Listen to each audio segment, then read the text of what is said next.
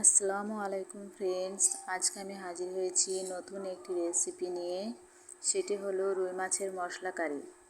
তার জন্য আমি নিয়েছি 500 গ্রাম কেটে ধুয়ে রাখা রুই মাছ, আর সাথে নিয়েছি পেঁয়াজ কোচানো, টমেটো কোচানো, 1 চামচ জিরে, 1 চামচ ধনে, 1 চামচ রাই, 2টো তেজপাতা, 2টো কাঁচা লঙ্কা, অল্প পরিমাণে আদা।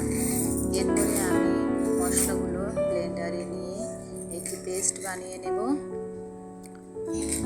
অল্প একটু জল দিয়ে পেস্টটা বানিয়ে নেব। বেশি জল দিলে মশলাটা ভালোভাবে গুঁড়ো হবে না। এরপরে আমি একটি ফ্রাই প্যান নিয়েছি।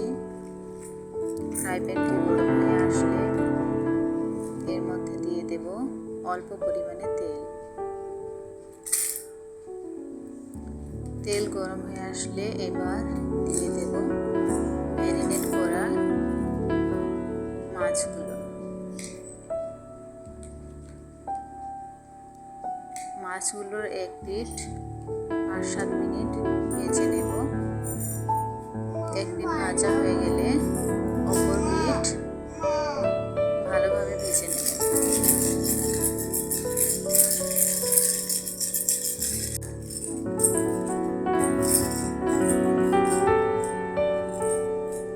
মাছগুলো একটু লাল করে ভেজে নেব। এবার আমি মাছগুলো তুলে নিচ্ছি। এই গরম ফ্রাই প্যানের মধ্যে আবার দিয়ে দিচ্ছি 40 থেকে 50 ml তেল। তারপরে দিয়ে দিচ্ছি পেস্ট করে রাখা মশলা।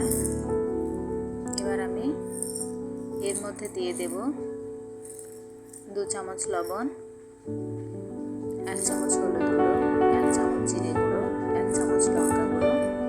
তারপরে মশলাটা ভালোভাবে কষিয়ে নেব।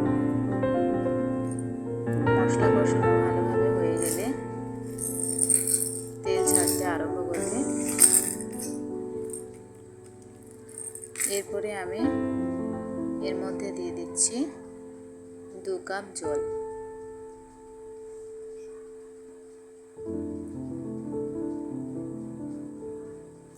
জলটা ভালোভাবে মিশিয়ে কিছুক্ষণের জন্য ছেড়ে দেব।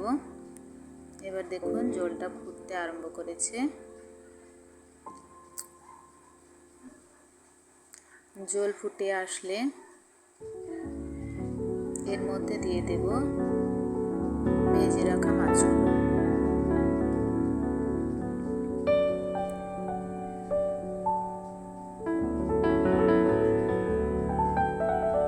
ভেজে রাখা মাছগুলো দিয়ে দিচ্ছি।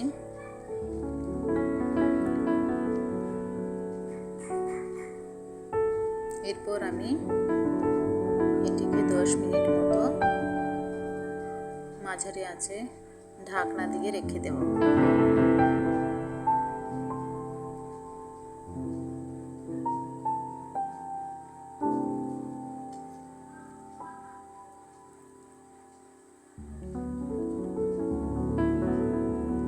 দশ মিনিট পর ঢাকনা খুলে দেখে নিচ্ছি। এবার আমাদের রেডি রুই মাছের মশলা কারি। এবার এটিকে আমরা গরম গরম সার্ভ করব।